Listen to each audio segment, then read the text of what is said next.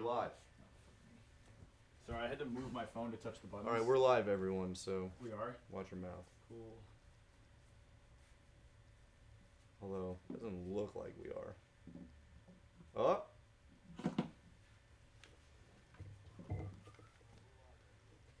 Oh, someone said woohoo.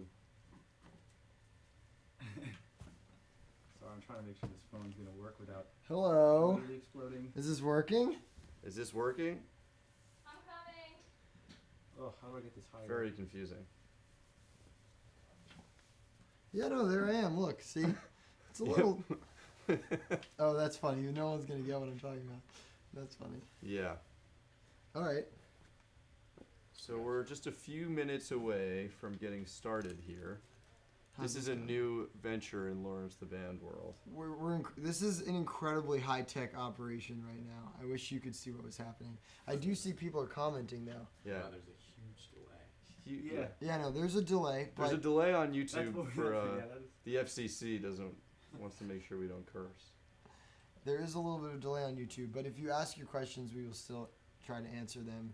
And are you live on Instagram yet, Johnny? No, not yet. All right, cool.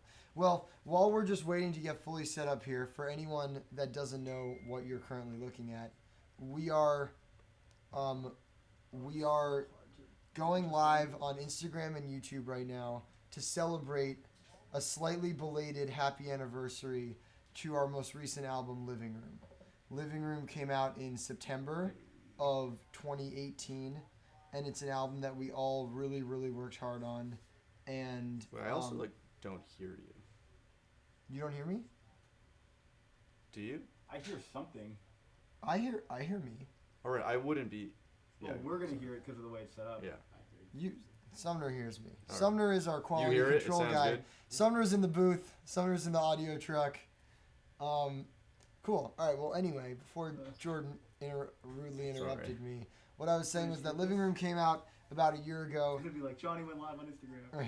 It's an album that we're all really excited about, and it's an album that we have been really blown away by the response that people have had in terms of account went live. their interest in like the behind the scenes process of the album. So people have asked us so many questions about not only what the meanings of the songs are, the stories behind how they came to be, but also the production behind the songs. And so we thought that a perfect way to celebrate the anniversary would actually be to go live and just listen down to the album with absolutely nothing planned at all, and just have a conversation between me, Gracie, Jordan Cohen, and Johnny Coe, who the four of us, along with Eli Cruz, were the principal producers of the album, and just have a completely impromptu conversation in which we just kind of talk about memories from the process of making it. And you guys can ask any questions you have about the songs, and we'll try to answer some of them. And I don't know about you guys, but I haven't actually listened down to Living Room In a long time. in a while. Yeah. It's been a minute. Pretty So excited. I'm actually pretty excited, and we really haven't discussed at all like anything that we plan to talk about. So this will just be kind of like a conversation Here? between the four of us and you guys. Yeah, that's gonna be really delayed. Okay, sick. Welcome, Gracie. Hello. We should confirm. Is the Instagram sounding good too? I don't have I can check. Someone on Instagram want to confirm that you hear us? How is there a Because buzz? no one said anything. Just- yet. You'll notice we're also in a living room, so it's very many. Yeah. Nice. Cool. Nice. All right. Also, Johnny, you're barely in the Instagram, but Sick. Really? Well, no, he wasn't leaning. okay, cool. There we go. Cool, cool. Okay, so one other really exciting thing is that we are going to be running the entire playback aspect of this live stream off of. Oh, are we recording for? No. Haha. We're also recording this just in case anything goes wrong. We can always upload it after if the live stream gets funky. Your tea is in that dinosaur mug if you want it. Sick. There we go. Hold on, I'm gonna get my tea. As you can see, we're very prepared. This is roughly what it's like about 3 minutes before Lauren's show. People are just kind of running around being like, when are we on? When are we on? But And by It's someone. the real deal. yeah, someone is running around. But okay, I think we're just about ready to go. One thing I want to mention is that the entire playback aspect of it of this is all going to be run through our website that we created. By we, I specifically mean largely Johnny, who's a brilliant software engineer, created this website called stems.lawrencetheband.com, where you can listen to not only all of the songs off of Living Room, but you can actually listen to each individual instrument on the songs and isolate different things. So if you guys have a certain question, or if we want to point out something cool during this live stream about, oh, the drums were really cool in this moment, we can actually just play you just the drums. And you can do that too. You can mess around with it at home by going to stems.lawrencetheband.com. So anyway, Let's do it. with that, let's start it off with the first song, which is called More. Cool. And we haven't really planned whether we're going to talk too much before or after, but I'd say let's just get Let's right just into get it. into it. You should Go. probably preload actually Yeah, I'm about to do all that. of the songs. Someone said Ko is a god. Ko is a god. Wow, There you go. that There you praise go. is far too high. Okay. Here we go. All right. And let How's us know if everyone you... enjoying this so far? Right. All right, here we go. We'll probably edit this whole bit out until right now. Ooh. That's gonna be the first commentary. It's funny because I am proud of these piano chords. Okay, so there was a large debate as to like whether that was this bit right now is clear in like an amount of time. Right, we had a big argument about whether that break felt natural or not. And I still don't I think still it don't does. think it does. it's funny because when you, I don't know if you ever watch having a like hot DVD flash. commentaries of movies, but they're always so awkward, and I'm like, why can't they just talk? But now I'm like, Are we listening I'm or are we so talking? distracted. So I think that a good thing to talk about with the song More is that we actually wrote And Many More, which was the last song on the album before we wrote More. We originally wrote that as this sort of like, we originally wrote And Many More as this sort of like prayer-esque thing that we wrote for our grandmother who passed away right as we were writing the album. And And Many More is sort of like every time anyone would have a birthday, she was a really good singer, and at the end of Happy Birthday, she would always go, and many more. And so we would like, the most iconic phrase that we remembered our grandmother by was, and many more. But then we decided, as the album was almost done, I think this was the last song that we actually decided to make, more or less. Oh, yeah. At the last second, we were like, you know what? That And Many More song would work super well as a upbeat song. So at the last second, we just kind of threw this together. Also, credit to Sumner Becker because I remember when we originally made this as maybe just like an intro to the album. We had, I think we just literally had the chorus that like as sort of like the intro to the album. And I Right. remember Sumner came to the studio in Long Island and was like, I love this. Yeah. This is probably my favorite thing that we've made.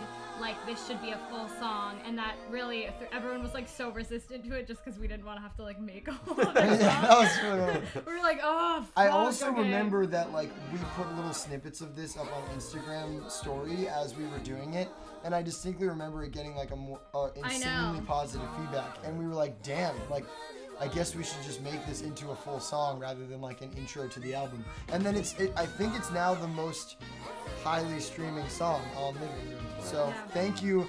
It's your response and Sumner's response that turned this into a song. It was just going to be a fun little intro otherwise. Also, I will say, like, thematically, I feel like this song, we've never really written a song like this, which was just purely about, like, positivity as a concept. Like, it's not about a specific event, or I think we write often, like, about very specific things, about specific events in our life. And I think, like, this song was sort of just a response to, like, a general feeling that, you know, maybe I was going through a little bit more than you were of, like, a sort of rough patch in my life, and I felt like I just needed like a pick-me-up song. So that ended up being what the song's about. Totally. So that's More. I want to give a shout out to Jason Holt, who played some sweet drums on that song. Yeah. But yeah, is there any other things that we didn't cover? Did anybody on YouTube or Instagram have any particular questions about More, or was it more just like Not much. It was more about the volume. which I think Right. is now Trying to get the fixed. mix right. Also- Does it sound a little better? Yeah, I think we have it now. Should we Cool. maybe be talking more like after or before the songs, or like No, during? people are saying it's cool. Okay, This is cool.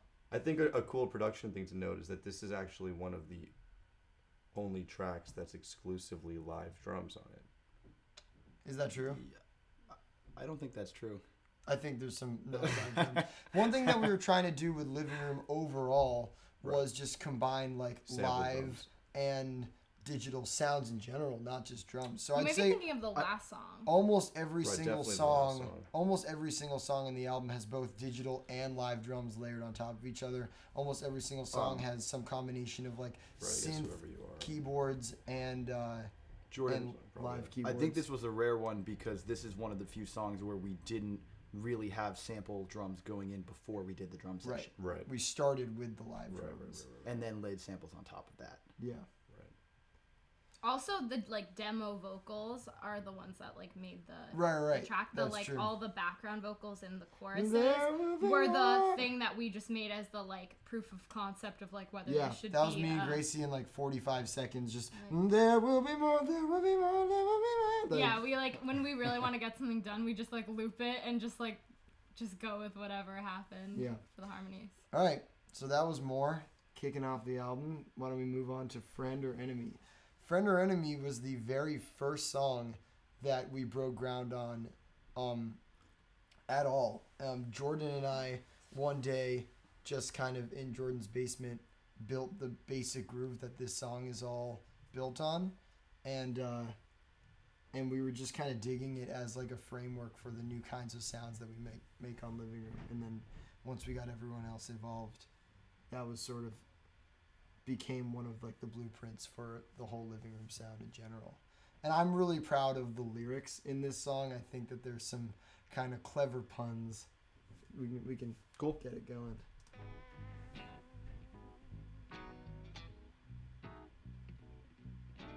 I didn't pick up on the hint from all your eyes. I was like, when's he gonna start it? There was a huge debate about What whether goes to in that put space? anything in that Right. space. We I'm tried glad a that lot. we didn't do anything right Yeah. now. Wait, but I honestly didn't remember if we did. I was like, is there about to be a funny sound? I wish we did. What were we gonna put in there? We had like a. Like wait. Oh yeah. That's Right. right. There was a sound effect of me going, wait. Right. In that Like phrase. actually, we like went through A lot of all the outtakes. audio from the whole album, looking for like little things that we said where it was like, oh, I messed up. Let's talk about lyrics. I think that there's some lyrical themes throughout this album that, like, this song is a good time to get into. So I think, like, for me, Foreshadowing, darkness and light. I think a Death lot and of these Rebirth. songs are about, like, breakups, and I think that there's a lot of songs about breakups that are very, like, oh my god, like, I'm so lost without you, or, oh my god, like, I hate you so much. And I went through a breakup and felt like those aren't really the feelings you experience as much as these kind of very nuanced in-between things where you don't know how to feel. So, like, Friend or Enemy is a song about kind of not knowing whether someone who's really important to you is still your friend or whether they're your enemy, but all you know is you just want to keep them as close as they can possibly be. And that's all built off of the idiom, keep your friends close and your enemies closer. So I kind of use that as a launching pad. This is the best lyric in the song.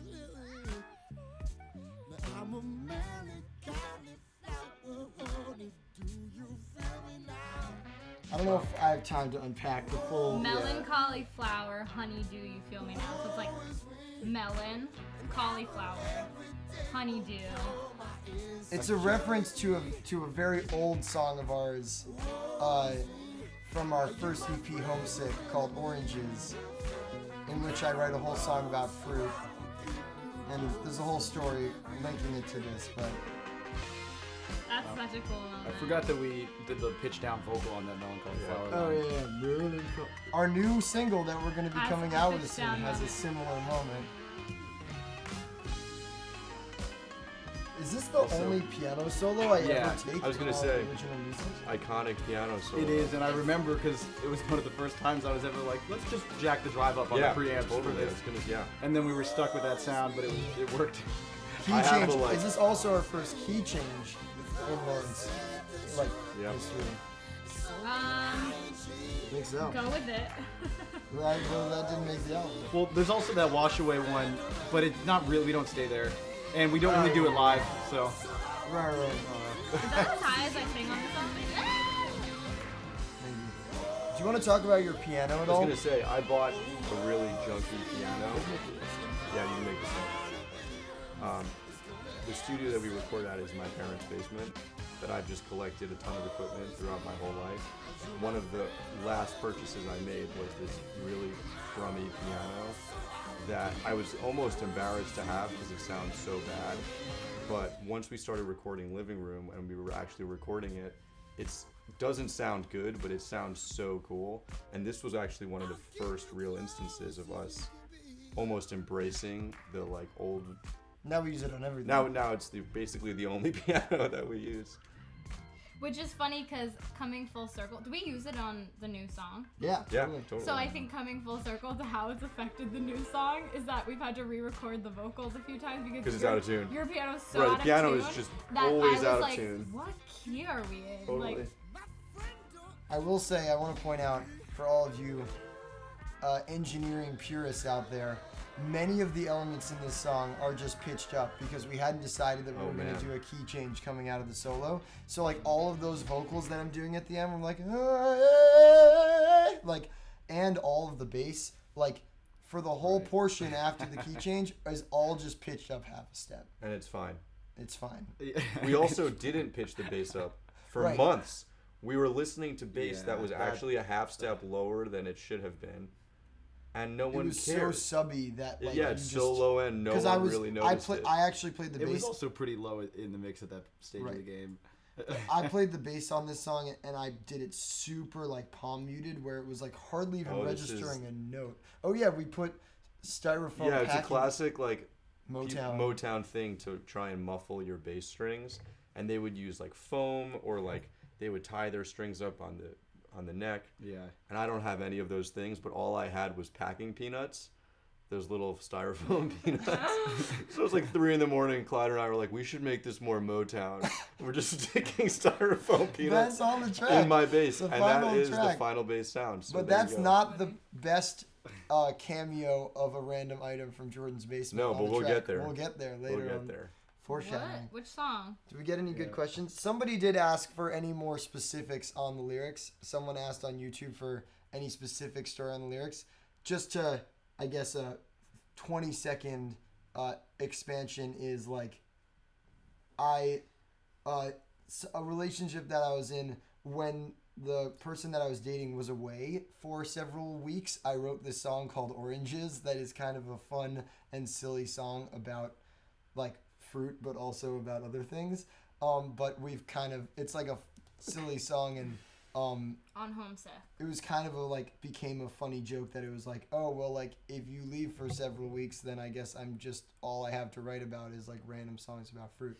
So that's what this song Friend or Enemy is, the second verse is saying. It's like, when I'm alone it's fruits and veggies, orange you so glad that I had you to write about. And then later it says, now I'm a melon, like without you, I'm a melancholy flower, honey, do you feel me now? So it's like, without you, I'm sad, but it's also just, I am incapable of not doing fruit puns when we're not together, is the spark notes on that one. It says warning on there. It's all right. Okay. Oh. That was what I was trying to Cool. signal. Yeah. Oh. Wow, is it gonna go in? Is someone gonna? No. No, I don't know who this is. I'm not gonna pick it up. You guys got. There's a good question about what's the process for combining live and computer drums. You should talk about that for this song. Cool. Thanks, Sumner. For this upcoming one. No, I think right Friend now, Enemy, cool. yeah. Yeah, so this one, I'm this sweating. song is This exclusively sample drums until the bridge. Yeah. Yes. Which was a really deliberate choice. I think that And it's something that we didn't actually. Most of the other songs, it's gonna be More combined. samples Layered. on top yeah. of live drums, like a combo. This was a weird, like, the first half is all samples, and then once you hit the bridge, it's like that's a real kit. Right. So in terms of the process of how to do that, there's a few ways of doing it. But one way that we've kind of fallen into is that if you record audio drums, you record live drums. Most DAWs have this new feature that allow you to actually convert the transient, like convert the drum hit to a MIDI note. So at like one click of a button, you could have a whole kick drum track turned into like MIDI And then you MIDI still have to pick information, what sound. and then you just go ahead and pick your sample, and obviously like change some of the volumes and naturally like moving things to make it perfect. But it's actually a pretty simple process. And it Also, just, yeah. shout out to our drummer Sam, who is a fantastic drummer and really good at like. It takes a really good drummer to be able to come in and have us play him a feel that we've created using sample drums, and then have him be able to come in and seamlessly lay down live drums that are going to vibe well with those sample drums. Totally. That's- Which I was going to say, the thing that Jordan mentioned is a tool that we use pretty commonly if we have a live drum track First. that we like the groove of, and we want to keep that pocket, so we lay samples like exactly where this program tells us to.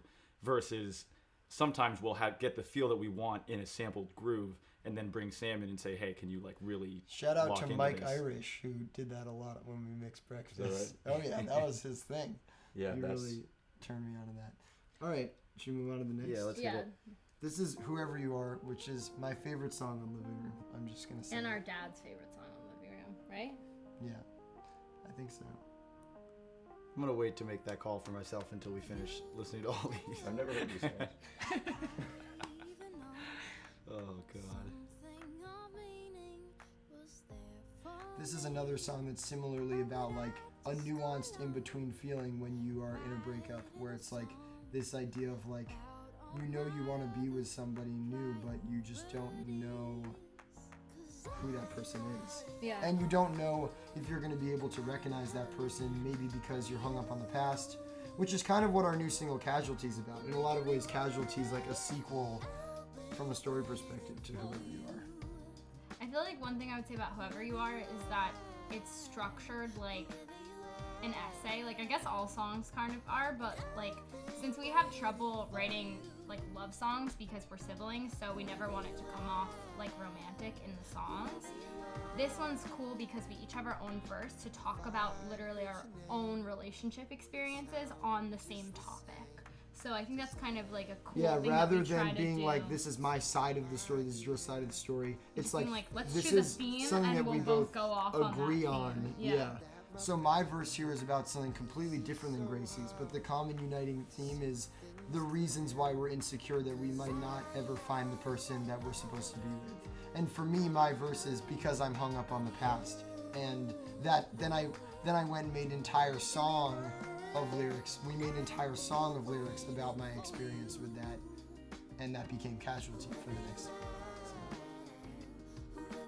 Yeah, I don't know. I just like this one. It's got like a good. Yeah, no, I think the vibe. The harmonies. I also think people ask a lot about like our vocal process and like what we find Let's difficult. listen to the solo.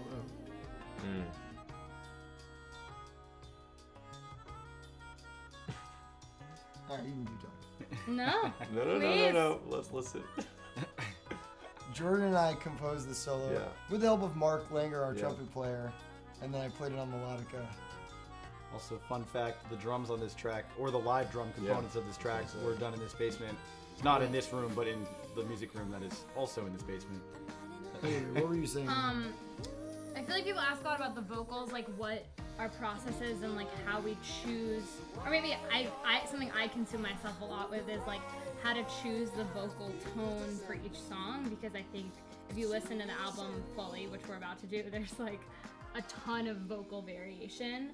And this song in particular, I feel like is sort of the start of a certain type of vocal quality that I get into more on this album than I did on the one before, which I feel like is sort of a chiller vibe. Like I'm belting a lot less in the course of this album than I was through most of Breakfast. And you're a very versatile singer. I think I don't struggle with this as much because I just don't have as many options. Like, I just kind of sing. But Gracie's like, should I do it like this? Should I do it like that? Should I do it like this? You could do it 10 different ways. And I think like even for you, like you still have those questions and stuff, and there's the slight amount of variation that both of us can do.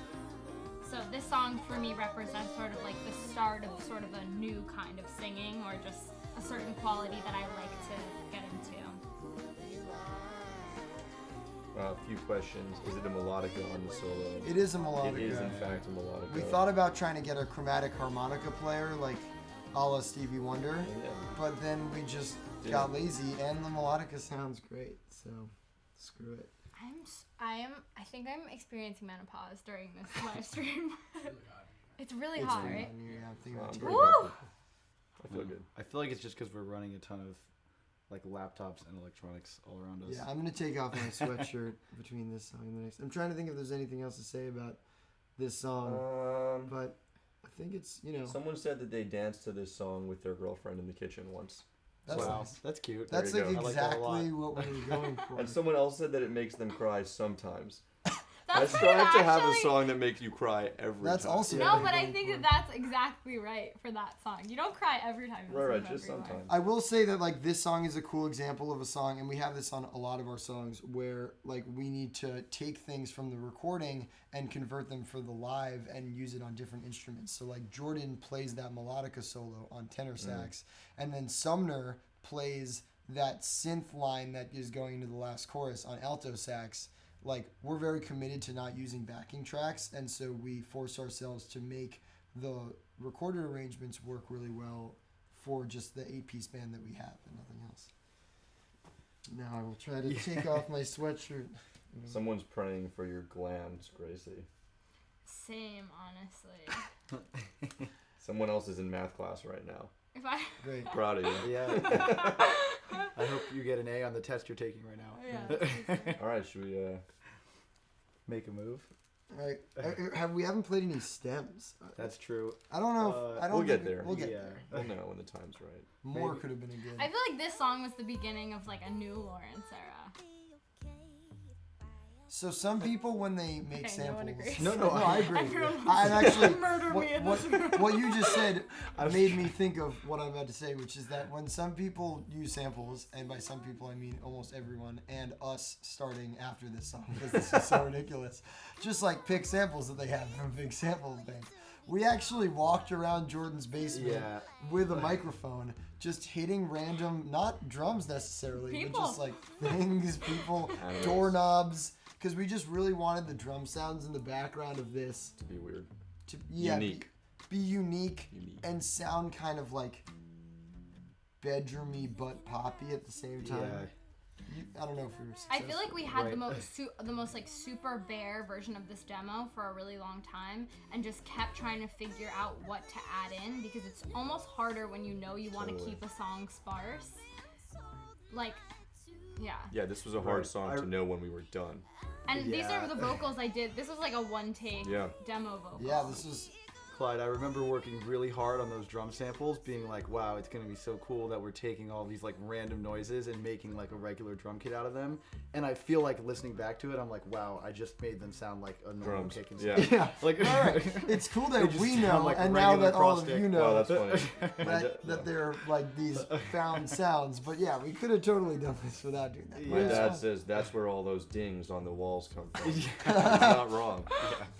I don't know if I should say this, but when we met with John Bellion for the first time, and he was talking about how much he loved Living Room and how it was one of the, it really made him want to work with us.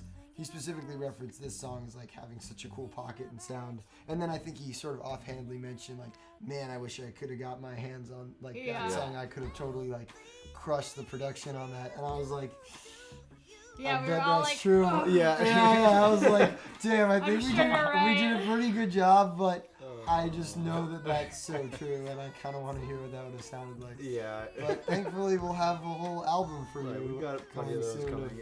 of songs that he's got his hands on. Okay, so this song is about. In case you haven't been to any of our shows, I want to dedicate this song to all the girls in the room, of which there are none. Yeah, this song this one. is. Sorry. We wrote this bridge. I don't know if you remember this, Clyde. We like just very offhandedly both were like, and then it should go into like, and we just kind of just like did that. Do you remember? at Joe Napoli's house. Right, because that was when Shout out Joe Napoli. We were jamming at his house and wrote this bridge. I have the original demo of literally just the chorus that I like did into my iPhone, Apple earbud thing. So that was just like feeling this vibe. This is kind of a. Oh, we gotta get. Yeah, we'll do We some. gotta do some I have stems a on couple this. Yeah, stem me things. too. Oh my god. Um, I don't think you quite got the tritone vibe of that. right. Thinking about you. Also close. Not close. Whoa, what is that noise? That was just Jordan touching the mic stand. I was like, is that in the song? Oh god. Yeah. I love your vocal choices. in Right, this how did song, we miss Mason. that? Thank you. This I feel like I was really listening to so much. Again, another Sumner Becker thing. Sumner Becker is the first person to show me Emily King like years and years ago, and I became so obsessed. And these kinds of vocal choices, they may be a little more belty than the things that she would do. And if she ever sees this, she's gonna be like, I would never sing that. You're terrible. But We I love you, Emily. I just love how over like a consistent groove, the kinds of choices that she makes when just like given the space, they're always like sort of in the context of the melody. They're not just like pointless runs. So that was sort of the vibe at the end of the song. And if you haven't seen us live, you should definitely come see our live arrangement of this because it doesn't just end like that. We really go nuts. It's Yeah. pretty cool. All right, I've got a couple stem things we got to listen to. I'm starting on this. Oh, is it gonna be? It's gotta be. Yeah, so stem. there's a section of the. So we're going to use our living room stem player to take you inside the song. Oh, this is creepy. Wait, you gotta make it louder.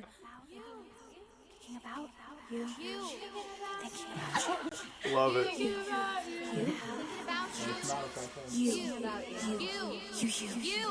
That So- was the most embarrassing day in the studio. for I also sure. remember like I I was like left. thinking I left about for you. like 2 hours to go do something and came back. I was like, "What do you guys do?" And you just still looked at. I was like, "Great, this is going somewhere." There's yeah. So going into that last chorus, during that last pre-chorus out of the bridge, we have this crazy buildup of all these elements, I which think that the speaking was uses- my idea, which I don't know if anyone will ever hear. But right, which uses both the New York City, all of those like whispery vocals that Gracie did. We also tried to do something kind of inspired by the Beatles song "A Day in the Life," where they just have an entire orchestra just like slowly make their way up to a note. Does this have the horns too? Yeah. But randomly.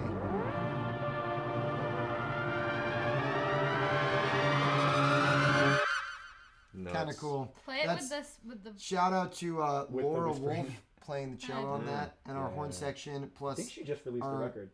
great friend John Lampley on the trumpet as well. Oh wait, where's the oh, you want to play all those things together? I was gonna say also, where's those? I want to give a shout out to Eli Cruz who Right. produced this album with man. us, and this crazy instrument that he has called the The EV. EV, Put this in. spelled EVI, EVI. which is like a weird synth trumpet that you blow into, and I think that Johnny's about to play. Not like. Well, enough that to maybe. be That sounds like what's going on inside my body.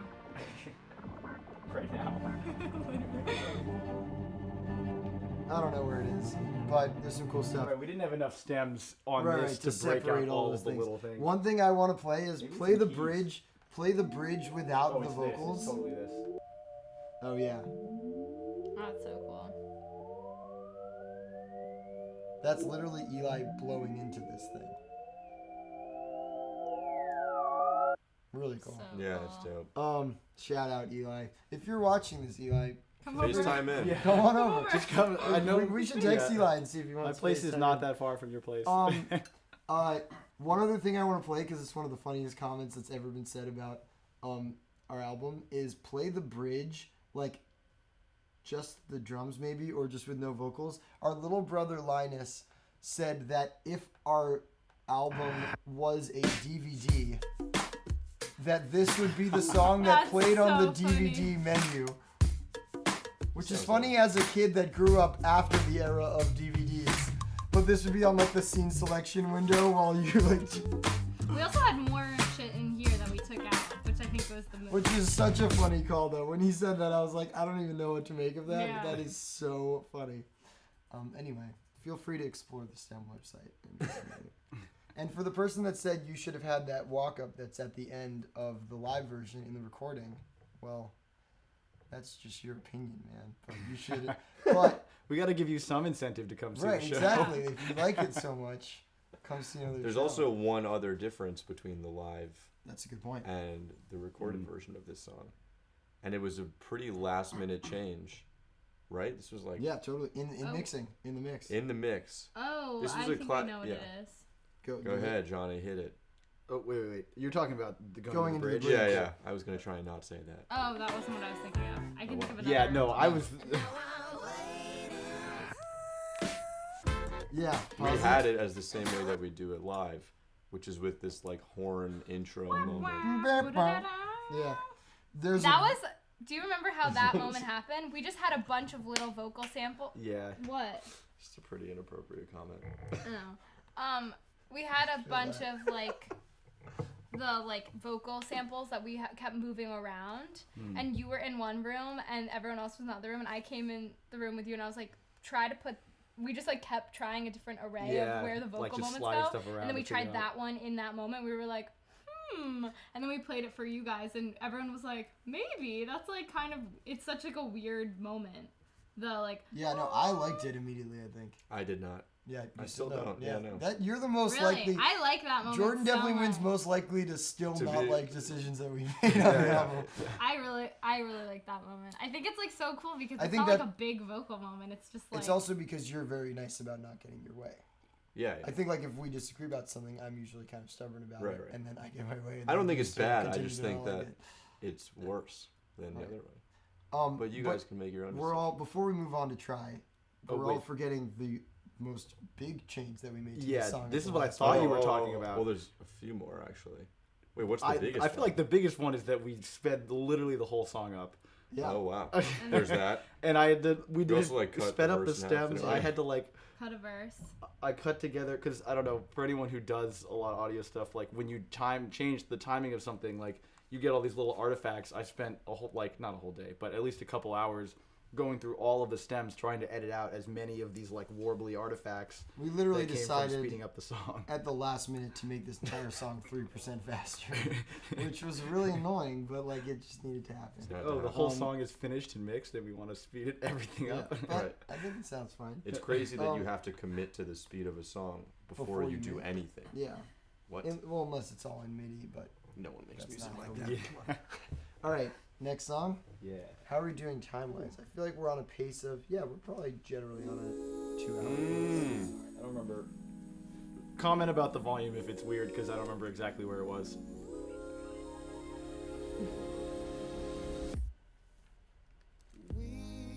This That- is the first single that we released off of Living Room. Yeah. And it wasn't even like on purpose. Like we weren't trying to be like really dropping a single. We just were like We were done just with proud the of the song, song. and we just like wanted to get something out ASAP. And it was right before a bunch of shows, right? Yeah, I the feel like- new self tour. yeah. But it was a fairly impulsive decision. I think we decided like pretty close to when we released it that we were just gonna put it out. This is also one of my favorites, and people tend to tell me that this is one of This my I think this is my like one of my favorites on Living Room. The in snaps could be Reflections. louder. The vocals I think in the whole song could be louder. Okay. I think Should we my call voice Eli? for the whole album could be like a little loud. Right. That opening intro vocal thing with those crazy chords is actually the last remaining vestige of a very awesome bridge that we used to have in this song Never was. that we cut because it just didn't make sense in the song. Sometimes you have to just kind of, Say goodbye. get rid of things even when they're great if they don't make sense in the context. But we did try for we A tried long time. tried. Oh yeah. That's actually what the song is about. We We knew had- we knew we were just gonna try have and to cut. make No, this not bridge only did we have the bridge that you loved, we also did a whole other bridge. 'Cause Yeah, we were just right, like that would be cool too. Yeah, but we Also- had the same chords. The chords were really what I was Right. attached to. Right, the let us know. Yeah. Oh yeah. That the Wow. that Lampley intro liked that was a one. whole long bridge. That was cool. We'll use it somewhere else. Wink, wink. I'm just kidding. We don't know Like, yet. Our next song is just that It's bridge, just the bridge, over and yeah. over again. I like the chorus of this song because it never goes to the one chord. This song's in the key of A flat, right? And the song never goes to an A flat in the bass. Like through the whole chorus. I like, love this part. Yeah, let's just enjoy this moment. right, these reharms are pretty. Also, the swoops came out so well. Like, Yeah, whoosh. So this entire last chorus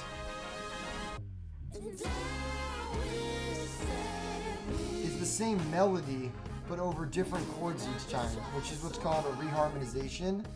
And it's a really cool way to take something and make it more, just develop it. Like there's different ways you can develop a song over the course of a song, by adding more instruments, by making the instruments do different things, by changing the melody. In this case, we're keeping the melody as it is, but just making it over different chords like this. So that it feels like, oh, we're taking it to the next level, but the melody is still that same familiar thing. This is also some of my favorite singing like choices on the album. also, I feel like Eli really crushed the mix on this. Yeah, this is the hardest part on the album to make. There's so many different things going on. million things all playing full force, and they all sound good together. But shout out to like Jacob Collier and to Brass Tracks and to like, I'd say those are some of the people that most inspired me to understand the cool ways that you can use really cool reharmonizations in a pop context. I don't know if there are others that, it's a really common and awesome thing to do throughout the like all kinds of music, but hearing it in the pop song context is something that I feel like those two artists specifically, and Bernhoft a little bit too. One funny thing about like the lyrics of this song, or I mean there's a lot to say about the lyrics of the song, but like one thing that I feel like you and I always like struggle with is whether to tack on an "and" at the beginning of Totally. sentences. It feels so good Because when it you're feels so singing. good and it's so And like soulful to be like "and I" versus like "I wish that." So like I just remember us going through the song and being like at the last minute like, whoa, should we not have gone "and I" at the beginning of doesn't make every any chorus? sense. Makes no And sense. I- Versus yeah. that I that kinda- lyric was actually just I. Right. I think Oh god. I don't know. I think there's something What to did we it. do? I don't know what the answer is. We go like "and I." So we did do and. Yeah. We did a little and. Okay. "And I wish that." This, yeah. Why don't we? I think there's some cool. Kind of like "and I." Throw on the background vocals at the end of this song. They're really cool. We did this in like one night, right? Yeah, we did. Gracie and I did all these background vocals in my room late night, like later, like last pass. Yeah. Oh right. For the Bump this.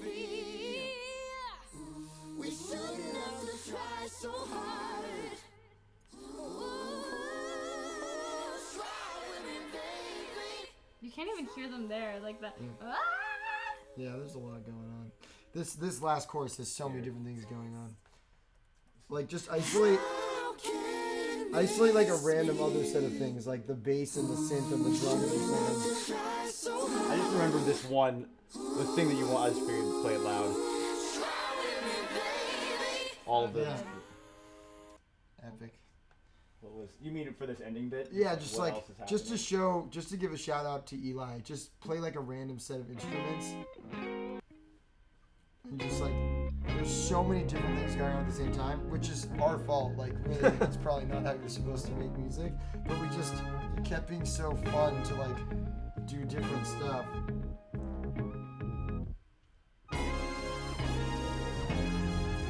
Right, like even each one of these stems has too many things in it. I do think that there is something like to be said in terms of our evolution that like there is so much here. And we don't even have the drums in. Play the drum stem alone, like.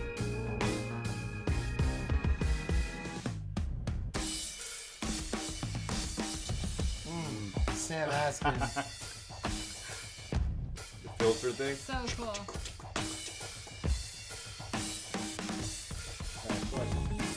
Sweet. All right, let's go on to the next song. We gotta make up some time here.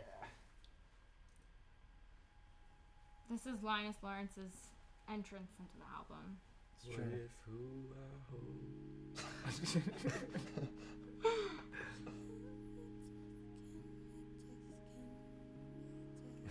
I also like these ad-libbies. Like these are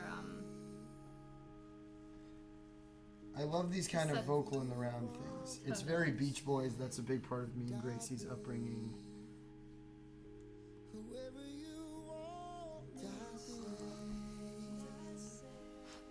Someone It sounded asked for like- us to play this at their funeral. I'm down. Just Yeah. send me the Just, invite. yeah, tell us when. DM us. And these are obviously the same. That's just sampled directly from Try. Right. I remember trying to figure out which set of, because it's not literally everything that plays on all of the hits at the end. It was like, what should we take? This was such a cool. Clyde wrote this, and I think this was such a cool idea to just like kind of extrapolate.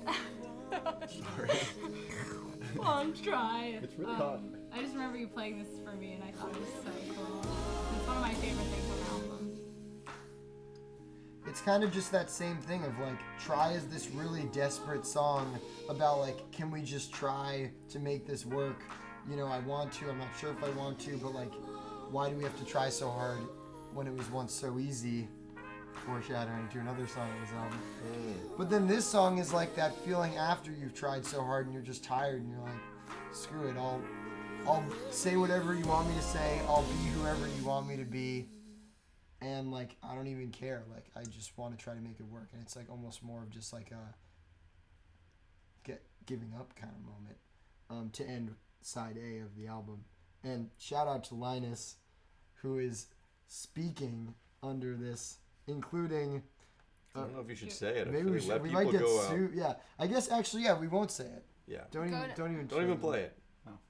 Check out. Whatever you want me to Well, say. whatever we're Right. saying. Okay, well the really funny one is not being said yet. Yeah, there's a great in the last verse. There's a reference to something that we hope we don't get sued by now that we're telling you about it. I think we're okay. There's a funny reference. Yeah, I think we're okay. Whoever you want me to be. Those really ampy versions of that vocal not make it. I don't know. Wait, of I was trying to Linus's? remember. Oh, and No, Jordan, no, wait, play. Just let the horn, Oh yeah. the saxophone There's thing a run cool for a thing second. there. Jordan made this really cool set of just like I haven't listened to this ever. these are just saxes. Wow, it's dope. This was kind of inspired, at least I thought, by Bon Iver. That's what everyone says, but I've never listened to him, so it can't be. So I But I think that I am Bon I think Iver. we might have talked about this idea. Yeah, and just like super At least in my half ethereal. of the conversation, that's what I was imagining. Right, this Those is are dope. cool. I should probably make a solo project. Cool. Sick. Now, all right, we're halfway through Going. the album. How is this going? Are people enjoying it? Is this the right pace? Yeah, there's a whole acapella thing happening in YouTube where like, do you see this, Sumner? There's like multiple acapella groups kind of beefing, I think, at who's the best. I'm not sure. 2 different versions of But Lawrence we're an songs. Send it Aka-famous to us, band, and we will apparently. weigh in. Wait, I feel like for halftime we should bring Sumner in view of the camera here. Sumner, do you have Sumner, anything give to us say? the halftime report. Yes, that's so funny. Halftime report. Yeah. With Sumner. This brought to you by Spirit Sleep Airlines. Mattress. Yeah, right. Oh man, don't get me started on mattresses. Yeah. You don't like yours. No, I hate my mattress. Wow. I have 98 Jordan, more Jordan, days. I'm just gonna buy it. I don't need to try it. I'm just gonna. I I'm bought just a gonna buy mattress. Jordan's one I'm of not even gonna those. try it. But I have 98 spent days. So long I have trying 98 that. And then for the days. next 2 days, Jordan was like, yeah, what do people need to try their mattress for? Yeah, and then yeah, it yeah. came. And I'm going around the entire city trying new mattresses. I either hate it or I love it. I haven't decided yet. But I have 98 days to decide. Anyway, Should we hit the heartburn song? yeah.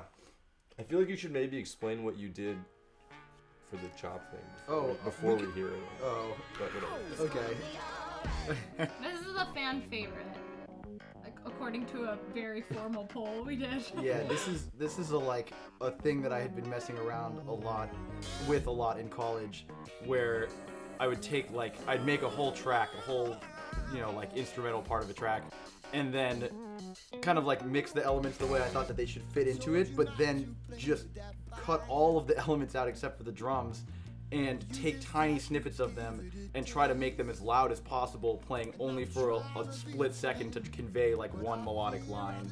and pan them all over the place. Yeah, so it sounds really So it's like a disjointed. collage.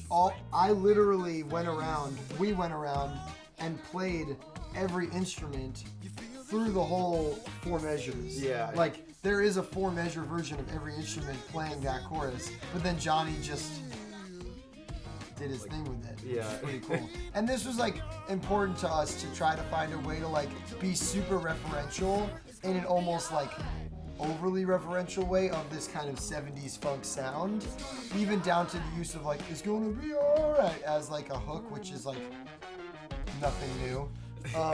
But then to like do some things that brought it really into 2019 or 2018 at the time. So like what Johnny did with that is a perfect example of that. Another really awesome example of that is inviting our friend Swati to be a part of it and play Talkbox on the song, which was awesome. And then I think another example of something that brought it into modern days lyrics. Yeah. Yeah, so the song, when we were on tour a while ago, we were at this friend's Right, house. Summer should probably speak about this. Yeah, we'll bring Summer in when the time is right for this story. So we were really hungry after a show, and we came back to this house that we were staying at. And Shout out to the Rays. Shout out to the Rays. They had left out a bunch of food, and we were like ravenous. So we all are like taking so much food, and we just saw they had this like amazing array of hot sauces. One in particular that seemed to be like out from the bunch. So we were taking that one and like dousing our food with it. And Sumner and Sam were the first to take a bite, and Sam, I would say, starts choking. He's like, Sumner like, and then Sumner starts went into a weeping. coma. So, yeah, Sumner puts so much on his food, he starts crying. I have a video of it actually. Ripping his clothes off. Sam is just like in the corner trying to, who is so good with spice, is like, like freaking out. Anyway, we were like, this is hilarious, and took videos of it. Although like it really did ruin our health for many days. Turns out that's like one of the hottest hot sauces in the world. It was a freak bag. It was a freak bag. We got more of it and it wasn't. We should release the videos. They may have spiked They it. might have done something with it. I wouldn't put it past them.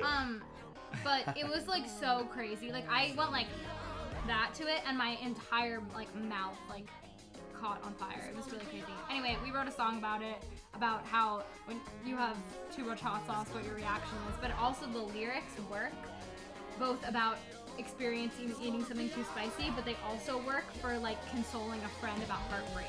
So we always say that this song is about heartburn and heartbreak. We almost called it the hot sauce song, but then Yeah. decided not to. Heartburn is cool because heartburn plays more into both like heartbrokenness and Yeah. But yeah, I think something we love to do in general is write songs that might seem like they're about one thing, often like a love song, but it's really about something else. So this is really, and if you watch our music video, it plays into the true meaning of the song, which And is this also is a song that I think is an example of like we had just like this vibe and idea for a song that I think I had brought to you, like just like this sort of just like the groove and idea for it, but we had like nothing for it for weeks and weeks and weeks, and then this thing happened and you were like, why don't we make that song that you would kind of, and I only had like just an idea for it, why don't we make that the like heartburn song? right. So it's funny how we you had have this little, like gaps. idea for like a fun 70s funk vibe, and we were like, we're just waiting for the inspiration of like what the right subject matter is to pair with that. Yeah. I'm trying to think if there's any cool Yeah, there is. Let's play the bridge drums. Oh, I was gonna just real fast. I'm gonna play Cool. the talkbox stem. Oh yeah, hell yeah. Gonna be alright, gonna be alright, gonna be alright, yeah. Ah. Wow, cool. Shout out to Swati. Swati's awesome. I will give myself a shout out for he delivered me like 3 full-length Right, you stems edited of them an unbelievable amount of awesome stuff, like 15 minutes of just dope talkbox playing, and I just like sat in my room for like 5 hours being like, damn, I want this to all be in the song, but I just like chopped it all up and like put it exactly where I wanted it, and I thought I displayed some amount of restraint in not putting it all over the song. Hit those bridge drums. I feel like this is a cool moment, Clyde, because when we kind of we just made this without really knowing what we were doing. Oh wait, this is the chorus. Right. And these cool like old school sounding drums right here. That's real bell. Right, it's a real ride cymbal.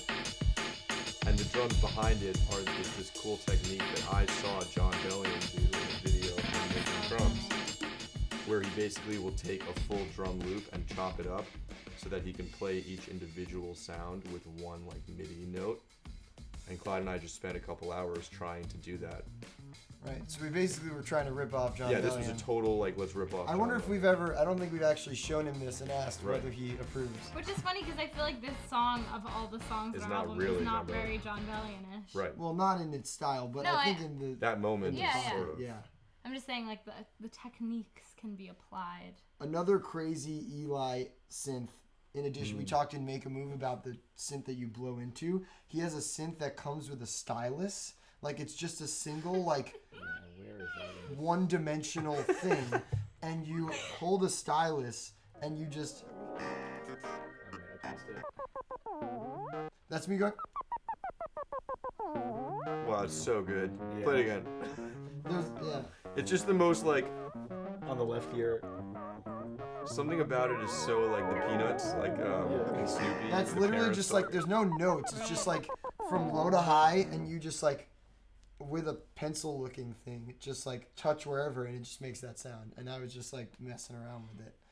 It's so Eli to like go in the other room and come back Yeah. to that and kind of just be like, Eli was like, I think this will be great. yeah. And then we're like, and then we just like played the song, and we were like, oh damn, this is awesome. Right. Eli was really amazing about pushing us outside of our comfort zone. Yeah. And just like we were already committed to pushing ourselves outside of our comfort zone, but I think that Eli even had his own ideas of where we could take things that he was really like awesome about presenting in a like a confident but humble way. Right. I feel like basically every day in the studio he had brought one new thing to try to see if we could. And they were bizarre. Yeah. They're like, this is a synth from the Soviet Union. Yeah.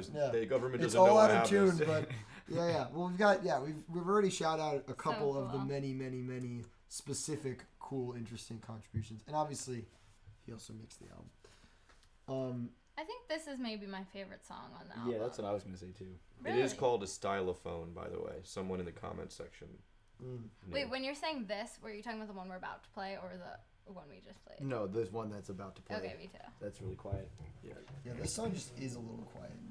This song just gets so much louder. Yeah, it's trying to figure out how to put dynamics into a modern day recording. What a Right, 'cause struggle. so many.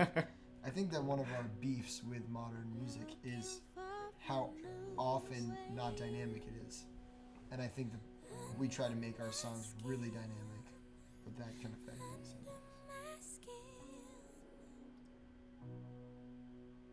Feels like it's a school day.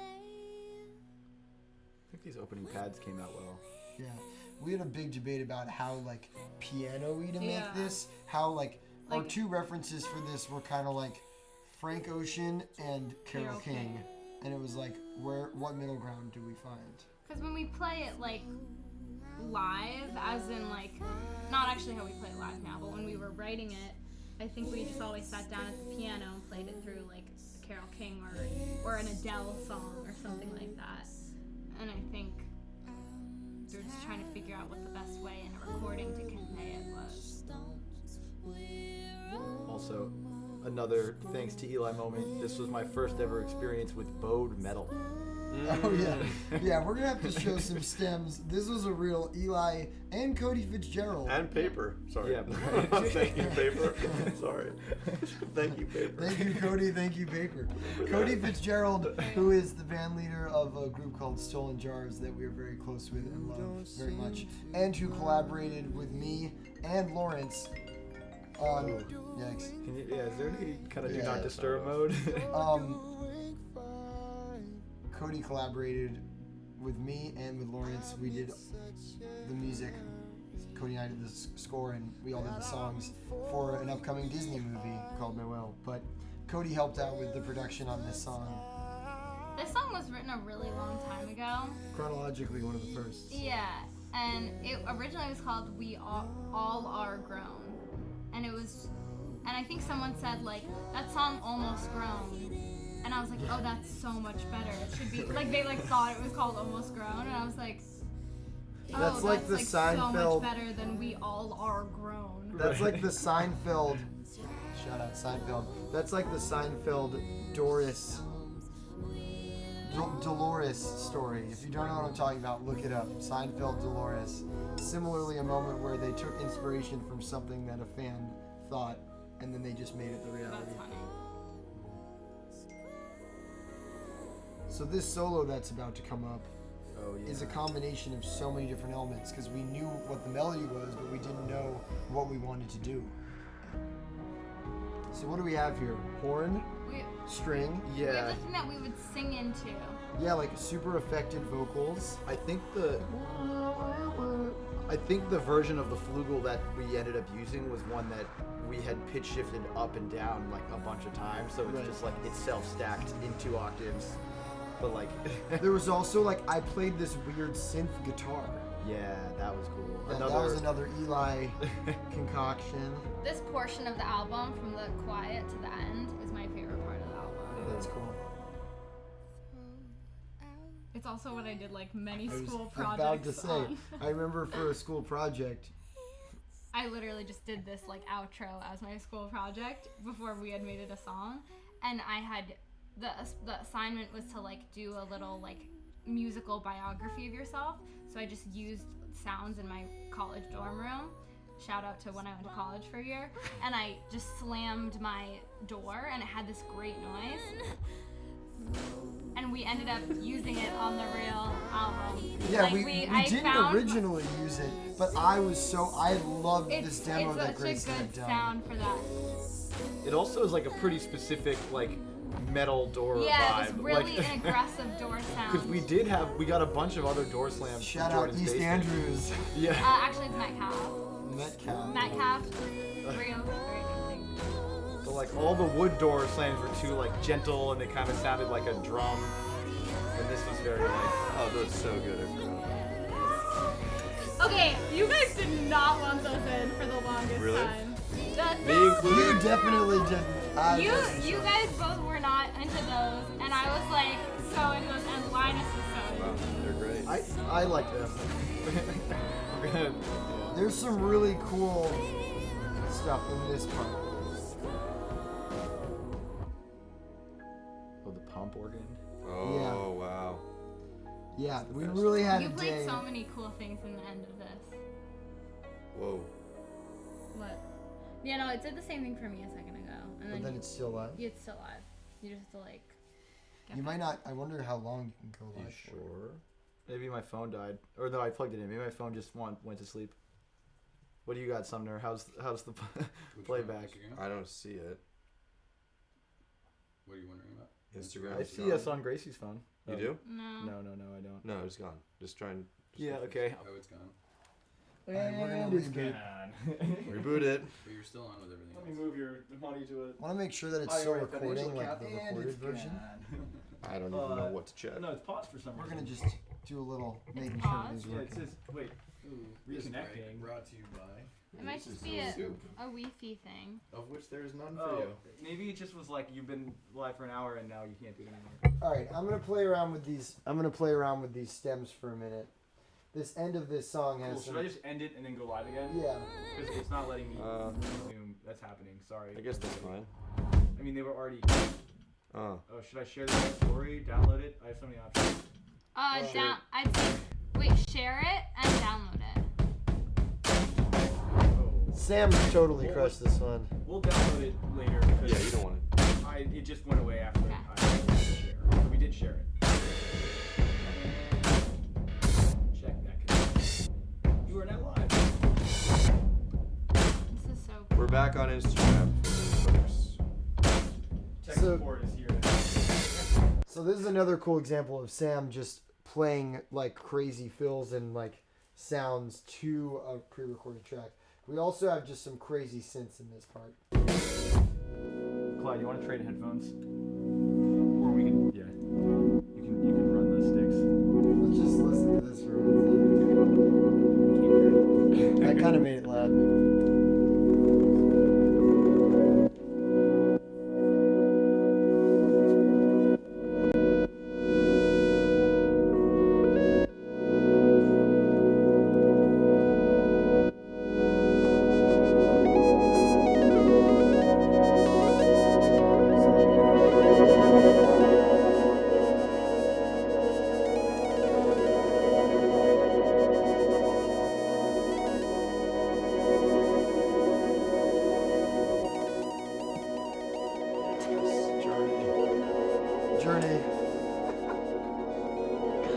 I think almost literally everything you're hearing is not like a computer sound. Yeah. Those are all synths, and the main thing you're hearing making that big sound at the end is pump organ, like a real pump organ.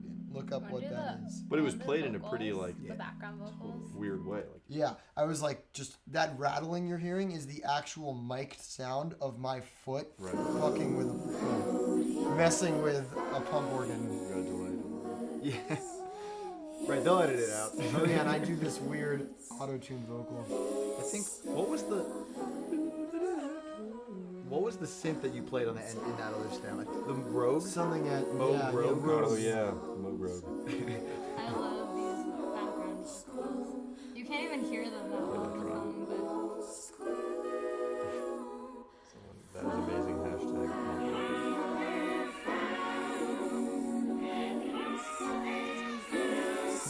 Good luck to the acapella groups of the world doing all of these modes at the same time.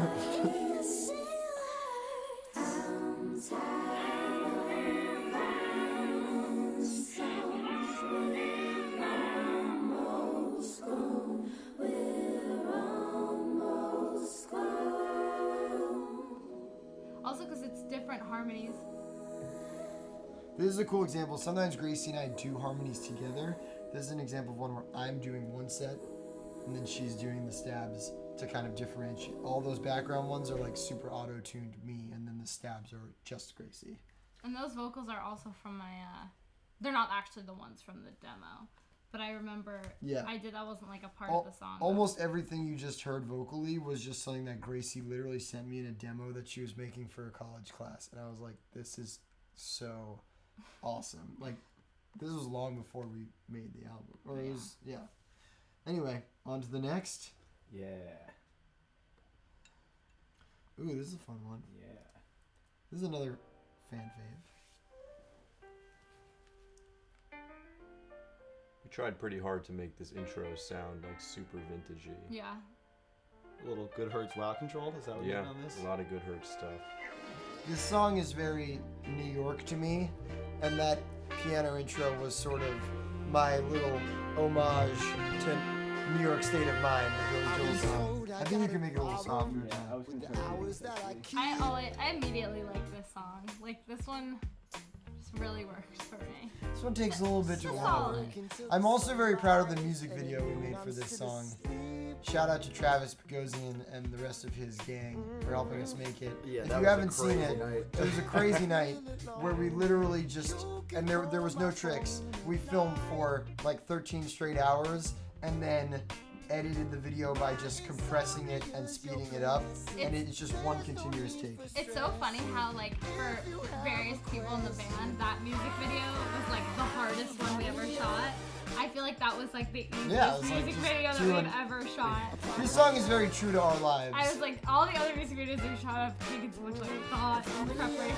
That one we like tested it out, it worked, and then spent the night doing it. Remember when the marker rolled down the board at the end to meet your hand? Oh my god, I was like literally panicking when when Travis was like, just go right,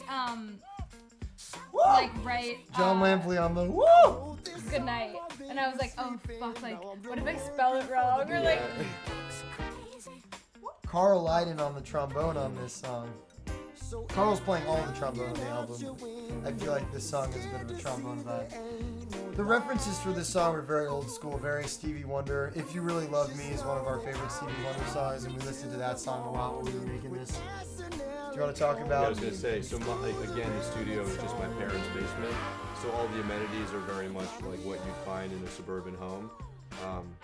One of which, the most iconic part of my studio, is that we always have a giant tub of pretzels that my mom is just constantly replenishing. But there's actually always two. One of them is full and fresh, and one of them is half empty and like Super 6 years old and expired. And it's always fun watching people try it. Anyway, we had to use a shaker in this song, and there's this one big shaker sound that keeps coming up. That is just us shaking the pretzels, the expired pretzels. I actually didn't know that. And The my expired dad, pretzels had a much These are better the kinds of sound. things yeah, that the Jordan might do expired in a pretzels, formal- yeah, the expired pretzels sound more crispy than the. Yeah, you gotta get those aged pretzel shakers. Also, if you come to a Lawrence show, this is a really fun audience sing along. Get ready. That whole bit. So you can learn it in advance. I think these background vocals are so loud on this song, and it's funny because it's like Yeah, they're they're almost louder they're than really me. like super loud, but I'm not like mad about that. I was actually noticing that about the new song that we're about to release. That like the newest mix we just got back, the background vocals are more like the level background vocals should be, but I kind of miss having them just like as loud as they leave. Yeah. Well, that's a huge thing in 20 Feet from Stardom. They talk about how like oftentimes background vocals are the things Do you want to you do remember. nothing with? Do you want to do nothing with me? Anyway. They talk about that in 20 Feet from Stardom, that like the background vocals are what, louder or? No, just that like in a lot of those sort of old Motown songs, like what you're remembering, the hooks Totally. are the background singing. My girl, my girl, my girl. Like that's the song.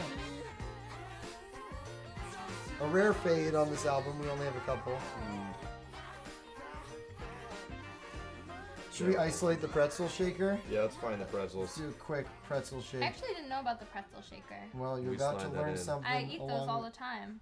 That's You, funny. you'd know if you were eating the bad ones. I don't know if I would. I'm so You hungry would. in the studio. A little fun fact in the studio Gracie, is we've that definitely eaten those stale ones. Yeah. I have We've all eaten 100% eaten them. I was not gonna be like out myself, but I know I have. Yeah. Oh, nope. Yeah, they were in there. No, we'll get a good one. Pretzel.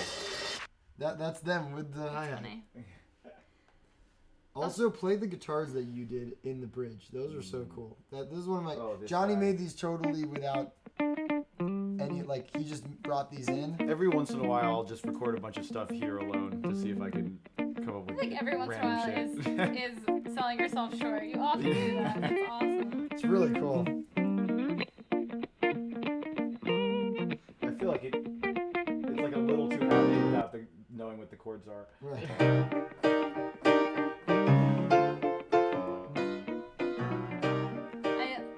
It's so good. That's like the melody I think of in that part. Yeah, Johnny. I will say like. Johnny as a guitarist, he's not so much playing chords ever in our band as much as like playing some combination of like percussion and counter melodies. I would say. I play a decent amount of chords, I think. You think so? I Yeah. feel like I'd be interested to do like an analysis of what percentage of the time you're playing more than like you're holding at least 3 notes for more than like an 8th note at a time. Right, You know that's what I mean? interesting. Like, Yeah, I guess. Conspiracy theory, Johnny. like, Johnny's just Right, playing right. shaker in the background. and we're not Eating pretzels. No, I just mean like I think Shaking you his guitar. use. I think that especially with me playing so much chord-based stuff on keys, They're short when I play them. yeah, It's a- you do it's a so rhythmic much goal. like rhythmic. Put the horns in here. They're good.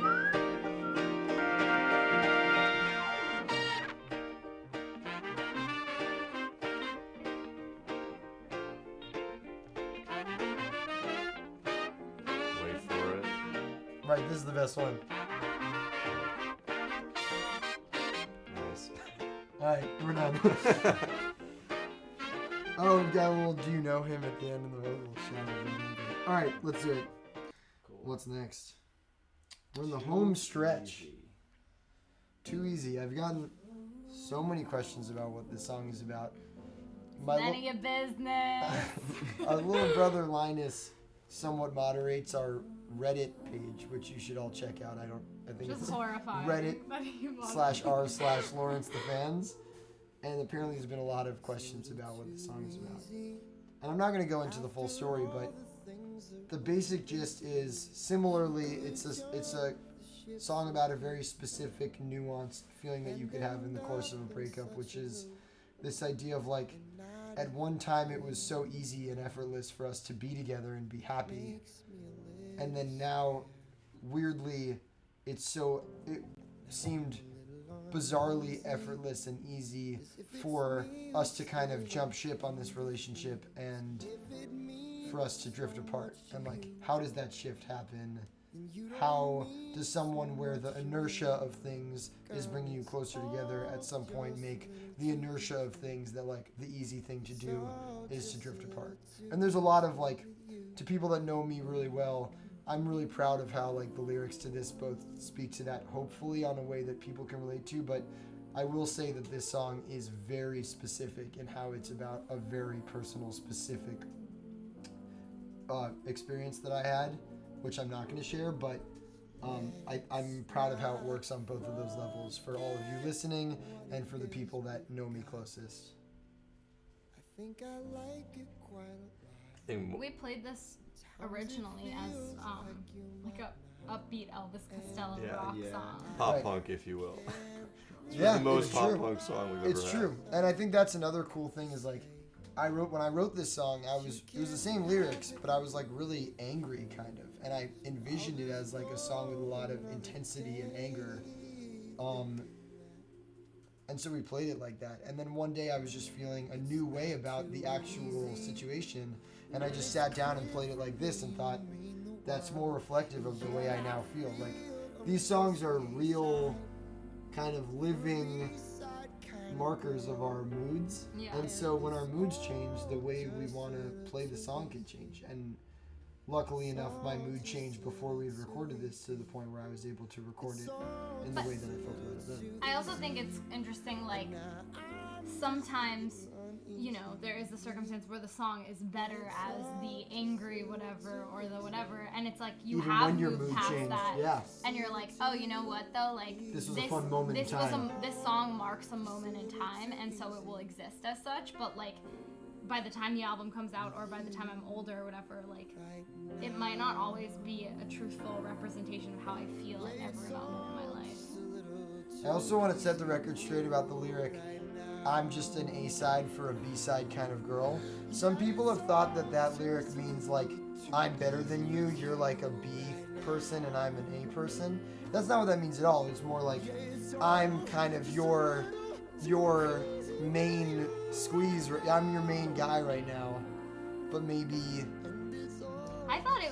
Well, I think I that thought it was these- about the B side was always like the weirder side. that's what I'm saying. Like, I'm kind of like your main thing right now, like an A-side, but like you might be the kind of person right now that is like looking for something a little more off the beaten path. Like you're Got a it. B-side. You're a Also, I feel like B-sides are, at least in my experience, I feel like usually being referenced when they're like really sought after. Like there's Right, a lot right. of people being No, like, I- "Oh, I have these Nirvana B-sides." Right, Or, right. like, No, it's like the cool undiscovered thing, and it's like when you're in a relationship for a certain amount of time, you can become that A side, the song that's been overplayed. You're not that cool B side. Right. So I think the lyric makes sense, but I have had enough people come up to me and be like, "So is that lyric kind of saying like I'm an A side and like you're a B side?" Like I just want to make it clear. I would never write such a mean lyric.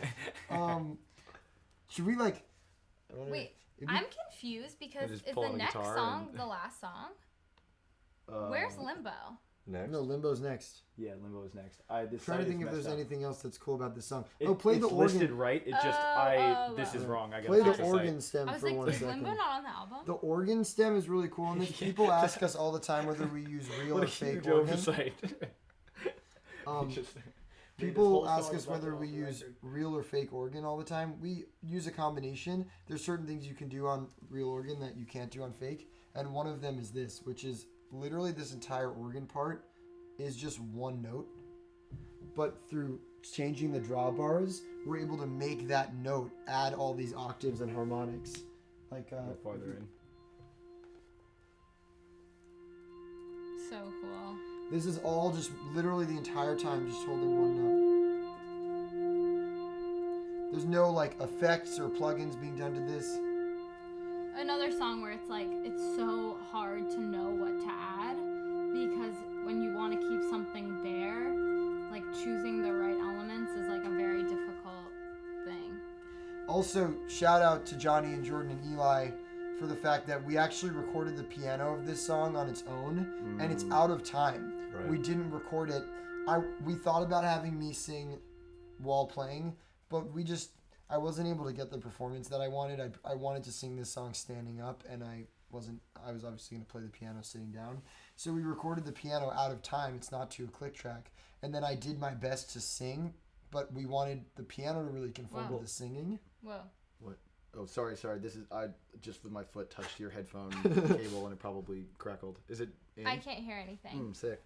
While she's fixing that, to finish that story, they basically went back and reconformed live piano that I had played and nudged it around to meet the live vocal that I had then sung.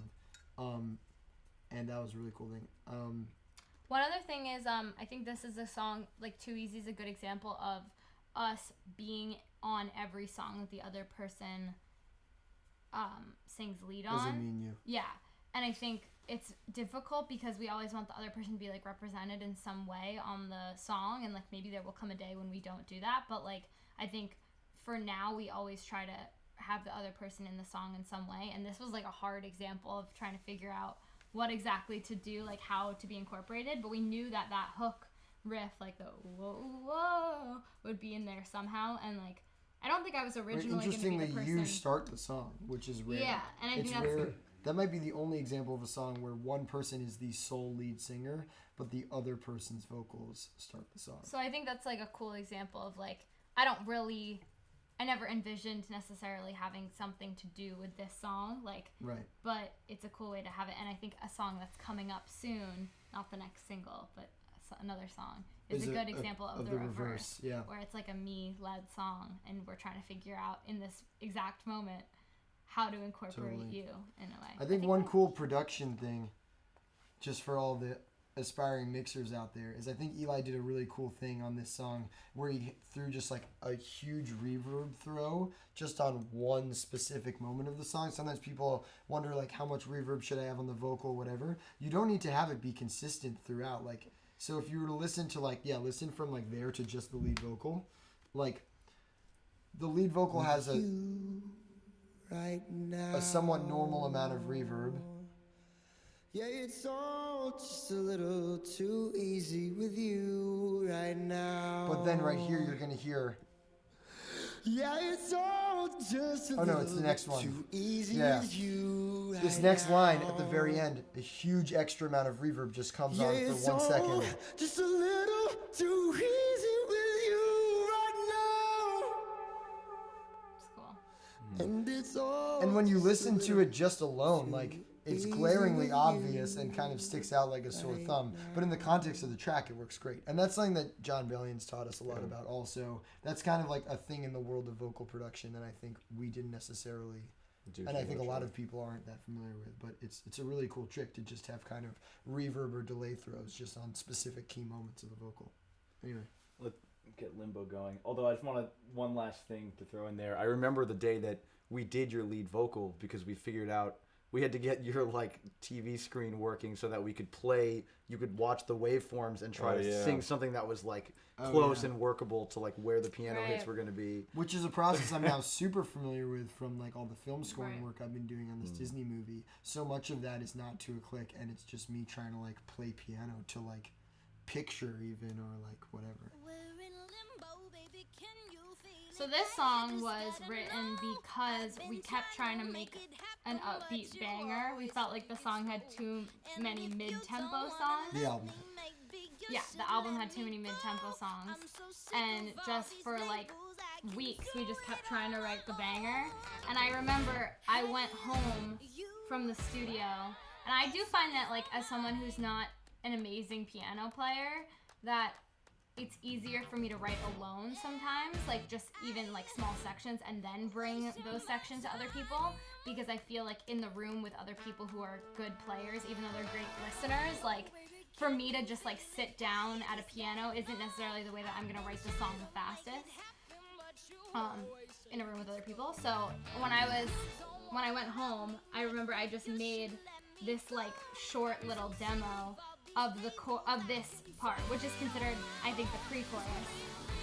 And I sent it to them, and they were still at the studio. I'd like gone home and was just thinking, why can't we think of what this like banger song is?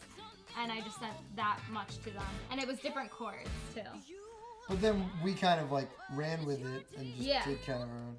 Yeah, we changed it, and like I feel like, yeah, it was cool.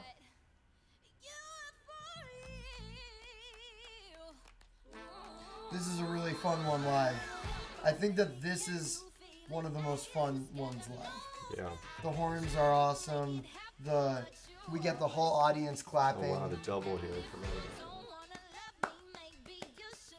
vocal double. Oh yeah. That was a big debate. Yeah. Right, that's true. We hardly ever do lead Yeah. vocal doubles. It's very like Beatles, but it's not Also, really. we missed our opportunity to talk about those spaces in the verse. Right. Oh yeah, what to do in those? Yeah. Or This I mean, was we the could- last song that we like made. Finished. I think like- we finished more. I think we started more after this, but I think we finished this last. Right. I remember we This was in a weird place for a long time, and then Yeah. we like got took it into from a slightly 50% weird. to 100% in a matter of like 3 We took it days. from 50% to about 80% done. And then we called it a day. Then Yeah. we released it. Yeah. Yeah, but also just from a I songwriting can't believe perspective, that horn thing made it in. Yes. this is a good example of when you think you've written a chorus. Like, I thought what I had written was the chorus, and then I remember you came up with the, like, what is now the true chorus, Right, that. which is actually the chorus. This is a great note. I think you hold it longer live. Yeah. Ooh, It's super she's just fluid giving you a on the- taste. On the On the album. album, it's too annoying. It's a little bit longer. That's such a random little Yeah, Rhodes Rhodes. moment. That's great. I Also, this horn moment coming up is so hard to play live. The timing of it. think, Yeah. We will never play that right. and we promise that. Yeah. Oh god. This end is great. I like the way that your vocals sound here. Because I add in the high one. I kind of like had a weird thought when the last time I listened to this album a few months ago or whenever it was, that we could have started the song like that. Like in the harmony. How does the song We start? kind of Just do the though. claps. We do, but just something about those harmonies really do it for Yeah. me. Maybe I just wish we had had the harmonies in the beginning. I don't know. It starts with that part and the Starts vocals. like this.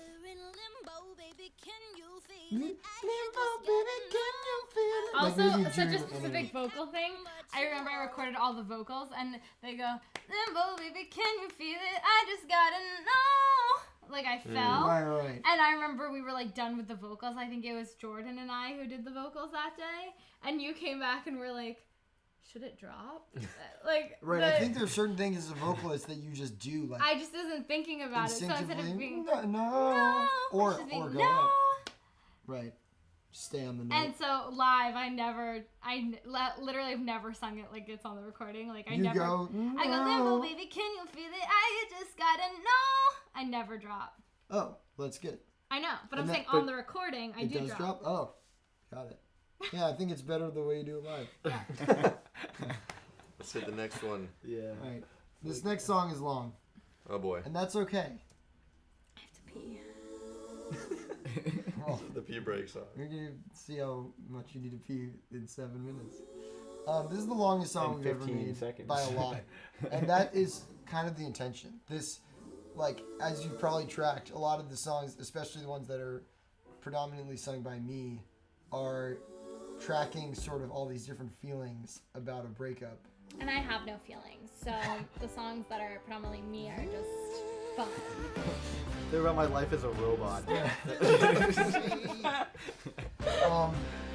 So this song is kind of just like, okay, like I'm kind of sick of writing all these songs about this specific thing. I've kind of exhausted the topic, or maybe I haven't, but I at least want to feel like I have, and so I'm just gonna write like such a long, like epic song that is just like attempting to convince myself to kill this topic dead.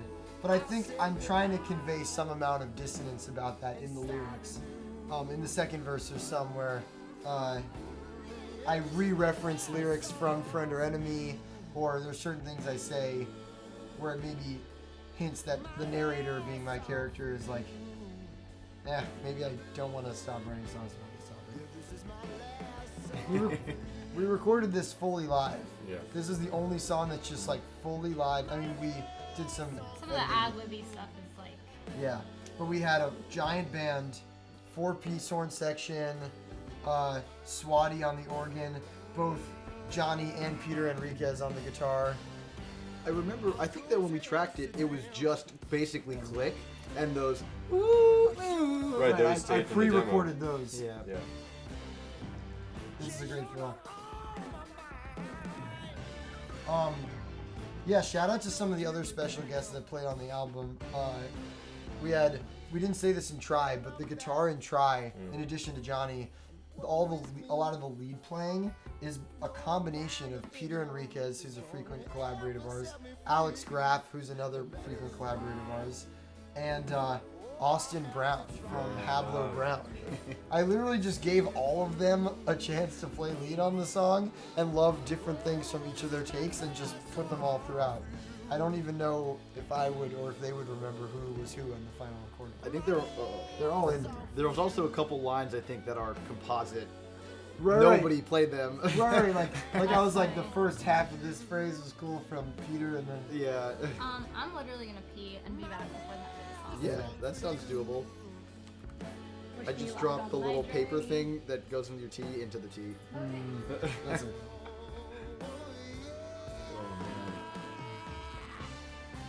We've also got strings on this song. Yeah.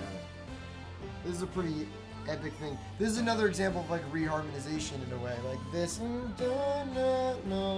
the same motif from the whole song, same little phrase, but it's over different chord every time. And then you're gonna hear that same idea later. We just do this crazy buildup of chords.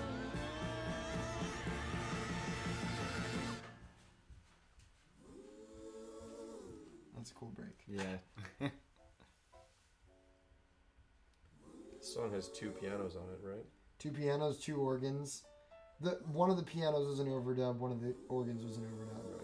I think we originally recorded piano, organ, 2 guitars, 4 horns, drums, and not my vocals. The vocals are all But overdubs. we used some of the piano from the demo that we made. Yeah, that's right. And we used a cool vocal mic on this. Eli, because he knew we wanted this like old school vibe. He brought out like it was one of those Like radio big chunky mics. 44 or 40. I don't remember what it was. Yeah. But it's the big silver one that has the like, whatever. I remember seeing it. Like AEA used This is to a make cool them. like songwriting thing that I like to do. Like have chords changing, but the bass is just pedaling the A. It's a very like Beatlesy move, very classic rock move, where the chords are changing, but boom, ba, da, da. The bass is just doing that. And then here we start to, as a full band, reharmonize and move up. So up the major scale or up the scale. 1, 2,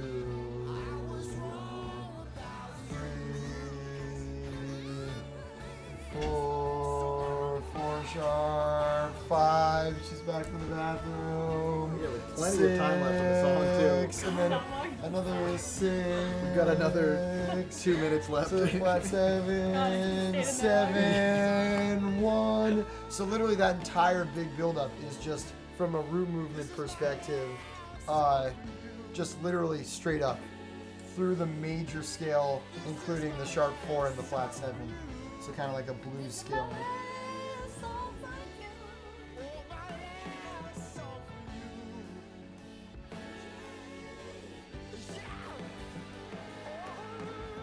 And this line, the na, na, na, na, is something that I wrote. Da, da, da, da, da. I wrote this long before I wrote the song. I just had it felt very like Dear Prudence to me. There's that line in Dear Prudence. Da, da, da, da, ba, ba, ba, da, ba. And I just thought it felt really epic. So between that and combining it with the lyric like I was wrong about you, so I won't write about you, just felt like a good whole ending epicness. I hold that note for longer than Limbo. Right. Same note. They're both Next A's. album, one higher note. Those are both A's. Stream brought So- to you by Optimum in Brooklyn. How far did we get? Can someone on YouTube tell us? Do you want to call Dad? Well, Let's we lost all the viewers on YouTube. yeah, but it'll still be there for Not the real ones. not the true diehards. Both your We're gonna dad and call my in- dad are definitely still watching. I'm calling into my dad. He's gonna consult. Just to make sure Just that a it's lifeline. working. Hello, Dad. You're live on Instagram and YouTube on So speakerphone. don't say anything bad about us. How far did we get into the live stream on YouTube? Hey, Oh, that's funny. Yeah, tell him to mute his computer. Mute your Cyril, computer. I can't promise that, but you were definitely in the last song. You were definitely discussing last song. You were discussing the dear. You were discussing the dear Prudence. Oh, cool. All right, so we got far. All right, so Yeah, no one yeah. cared. I didn't say anything interesting after that. All right, thank you. We're gonna Okay, but keep I moving. lied up. Dad, do you have anything of importance to add about the album that you want to tell everyone? What's your favorite song on Living Room and why? I'm gonna hold you My up to favorite it. song was always "Whoever You Are." And why is that? I just thought it was kind of a great classic distillation of your sound. It was kind of everything in one song. The lyrics are great. It's a terrific melody. The production's great. It's super catchy. Just All right, loved it. well, you heard it here first, everyone, from a completely unbiased source. Totally, It's a good totally song. objective. All right, thank you, Dad. We're Okay. gonna move on to the last song. Okay, bye. All right, let's do it. All right, here we Shall go. we hit it? We still got Wi-Fi. Sick. If you missed the end of the last song and you're hearing the album for the first time, it goes on for a while longer. And also, why are you listening to it for the first time in this way? Yeah.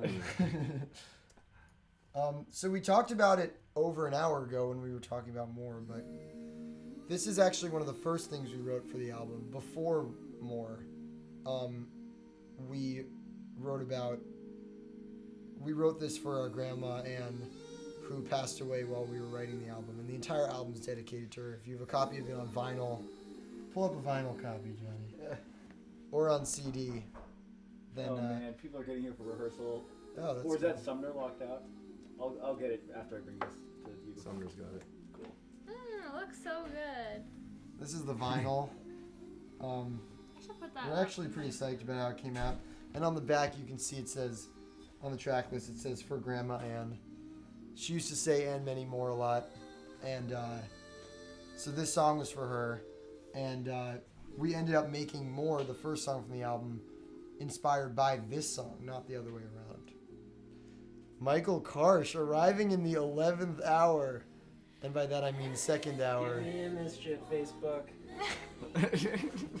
Wow, Clearly didn't get the Oh wait, you gotta watch memo out on the with clean that language. backpack. Karsh is just in it now. Just Turn All my right, headphones up. Yeah. We're on to Drop and a many beat. more. That's Okay. all we're in. What's your favorite song on Living Room and why? I like Superficial because it's not on Living Room. There you go. It's a good reason to like that song. Can I get a little more bass in my headphones, please? Someone?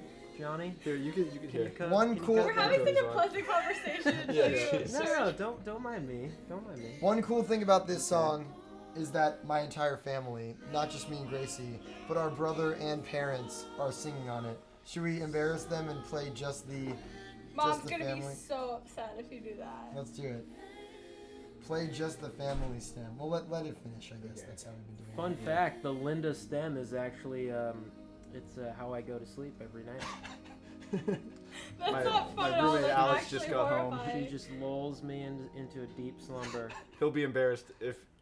No, Right. he's not gonna come over here though. It's funny because I think There it is, folks. That's the album. Play the family stem. Yeah, for a yeah, let me- second. Are we gonna get to the bonus track? Oh wow. Well, What's the bonus? you guys know about the like bonus stem player on here, right? Is that Clearly, you haven't listened to the All vinyl. right. There's a secret stem player. Go to like the more and many more part of it. I can't hear anymore, so It's just tell me there. what to do. But make it louder. Even louder.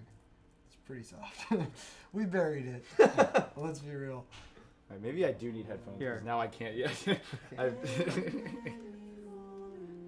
Sounds great though. That's Mark Lawrence. Yeah, I feel like Dad's voice is so prominently in there. Yeah, I can hear Dad's. He has a very specific tone. Nice and auto-tuned.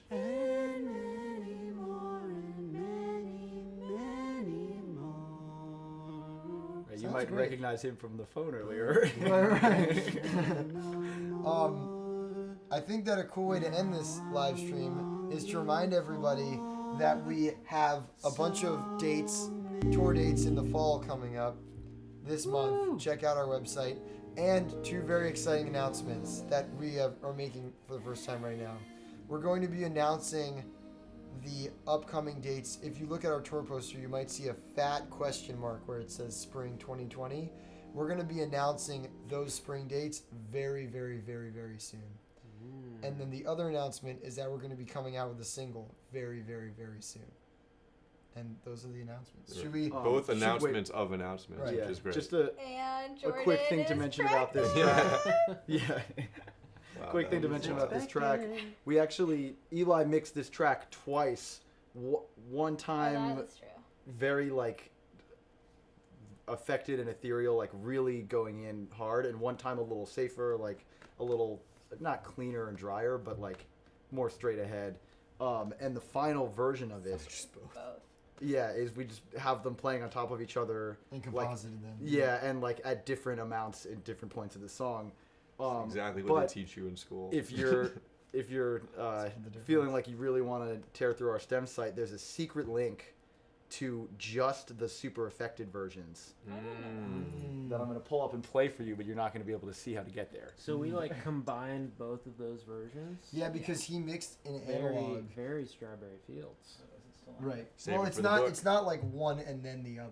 It's like they're on top of each other because he mixed in analog. So it would have been as simple, not to hate on analog, but it would have been as simple as just pulling back the degree of like some of the plugins, like making it less affected. But you can't do that when you have printed affected stems a certain amount. So the only way to make it less affected was to actually combine the affected version and the clean one, and then in a way you're making it less affected. Yeah, in different proportions is the way to choose how much to do it as an effect. Here's some, and it's not the difference isn't nuts, but I feel like it was just out of indecisiveness. Yeah, that's a weird one. Oh wow. No, it does sound really different. It's nice. Yeah. I like it better the way we have it. I think it's like with emotional songs, it's like you have to strike the right balance of like hitting people over the head with the emotion and like letting it be. This is a cool reverb though. Yeah. You know what we never played was the bowed paper in Almost Grown. Oh, We yeah. don't need to go back and do that, but a cool gem from the STEMS website that we missed, just because there was a lot to talk about in Almost Grown, is go into, it's probably in the synth or maybe FX stem. Yeah. Throughout all of Almost Grown, there's just these weird like zhwing sounds, and they're just like literally Johnny and Jordan bowing metal and paper. We bowed the metal and we shook the paper. Yeah, Yeah, I thought you. Yeah. No, we tried to bow the paper. I don't think also. that the bowed paper made No, the no, cut. the Science boat paper wouldn't did. allow It's it. playing continuously. It's very like That I sounds can't make that That's noise. the lead vocal. It's just bowed paper. It's You this, wanna? like, Should we end this by playing literally the first first second of 2 the seconds of next the- single? oh sure. Just Do like until the down. I don't know if I even have it downloaded. I messed this emailed up it to to you. play the whole. It's also no, on I the know slide. you have. I just have it. It's not even fully mixed yet. No, but I have we've it. got. Okay, this is. Yeah, All right, but this just This make is sure going to to be shut the it best off. Make teaser it loud though. of Make it loud. all time. Just play just the first second. Wait, is until everybody done. ready? This is a huge moment. I don't know if we've ever done this. I don't know how loud this is gonna be. Just make it too loud. Okay. Are we about to leak our own single here? Just a Just moment. 1 second. Here it is. It's like a trailer. All right, there you Oh. go, guys. See you later. All right, that's All right. it. Oh, what Thank a you guys so boy. much. This was really fun. If you liked it, we'll do it again. I later. can't wait to like watch the delayed response. Okay. yeah. All right, Shall peace we out, wave, y'all. Shall we wave toes goodbye? Bye. Wave toes. Bye. Why am I the only Big one that sucks? contribution. Yeah, that's Karsh's biggest contribution to Living Room. All right, we're about to go rehearse Yeah, our how do new we- single Should we right stay now. live? Wait, Just bring it in there. Clyde, today is the anniversary of our grandma's passing away. Wow, that's a weird tone to say that in. I know, but that's a crazy I'm just coincidence. saying. I'm not saying that in like a happy way. I'm saying that in that it's Wow, actually the really tone moving. wave is so I can't end this. I'm sorry. I need to say Right, that. all right. This is that is really nice. It's dedicated to Anne. Living Room is dedicated Yeah. to Anne. Anne, we love you. We've missed you Are you dearly sure for the the last Instagram 3 off already? years. Yeah. I did. I'm sorry. no, but you. The thing you said is in there. YouTube's still going. Yeah, and they'll. If anyone wants the real end of it, they can get to YouTube. Wow, crazy. I have to start putting all this stuff back in. All right, we gotta. Can I hit this? Yeah. You can hit that. You also have to hit. Did you hit it? Yeah, I did. I think think. Or no, wait, no, I didn't because it's Cloud's computer doesn't have